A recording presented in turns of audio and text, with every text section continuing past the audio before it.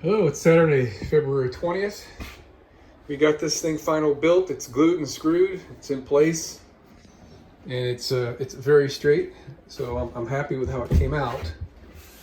I can show you here.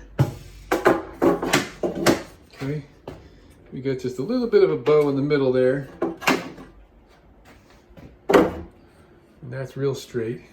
There's really nothing I can do about that. Let's see how this side came out. That bow is a little bit more pronounced than I thought. So this side's almost perfect. It's a little bit of a bow there in the middle also, and the outside is perfect. So I guess the tops are like canted out a little bit, and I'm okay with that because that's just going to be doors on the front.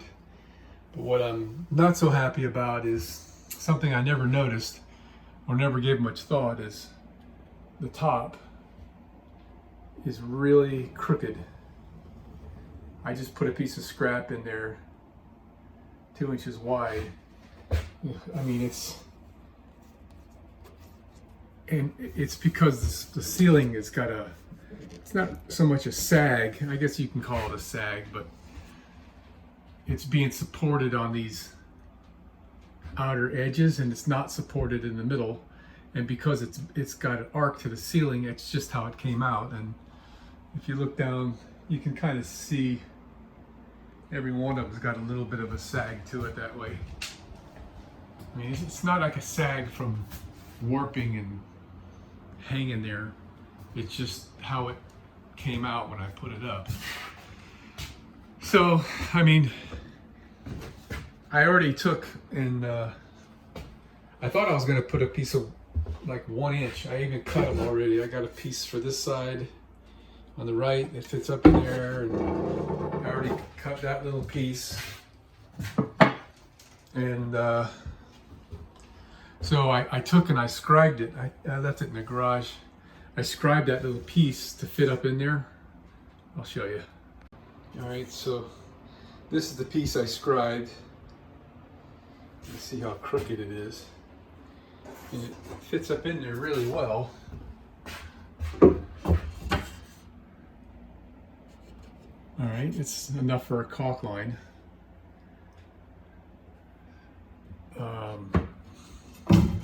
I'm probably just gonna have to go with it, I guess, because there's also an angle to the ceiling, because the ceiling has got an arc to it. So not only do I have to scribe it to match all the irregularities, I have to do it at an angle to match the ceiling, so it'll come out flat here. And it needs to be recessed 3/4 of an inch in from this surface to match here, because the doors are going to be hitting on this, and what's on the top needs to match. And yeah, so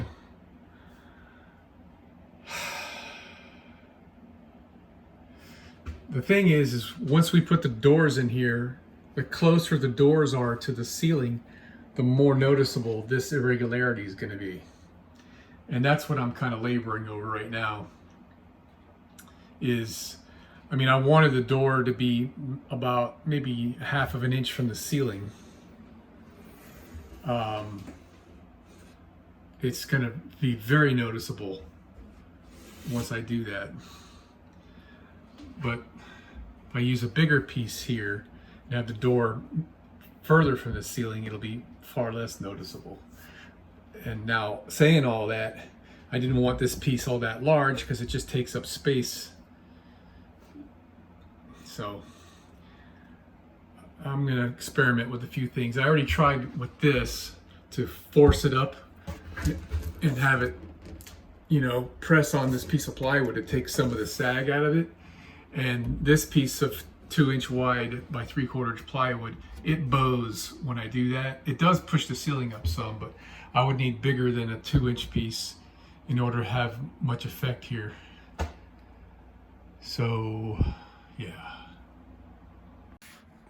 All right, well, I put this one in, no glue. I just put 2 screws. You can hear it creaking. I'm just going to leave this for now until I know what I'm going to do with this. I think it's going to be fine.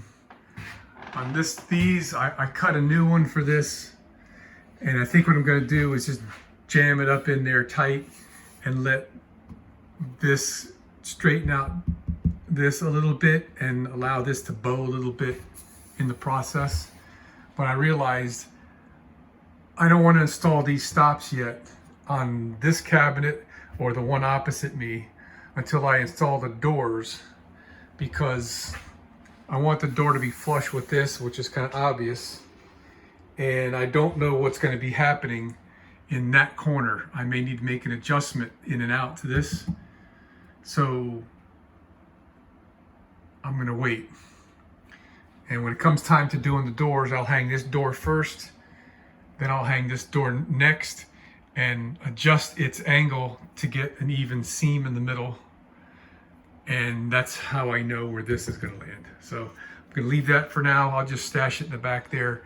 And the same on this side here, wherever that piece is. Yeah, I left it over there. So I'm going to leave that and move on to other things. One of the things that's bugging me a lot is I've got to cut my piece of aluminum that's going to go on this front edge right here and overhang to hold my refrigerator in. And I've got the metal right there. I bought this, it's for the outside of the bus where the two condenser units go. I need to replace that piece of metal that's there. So I'm gonna start working on this. I gotta rip that in like 1.25 inch wide pieces, whatever I decide I want here.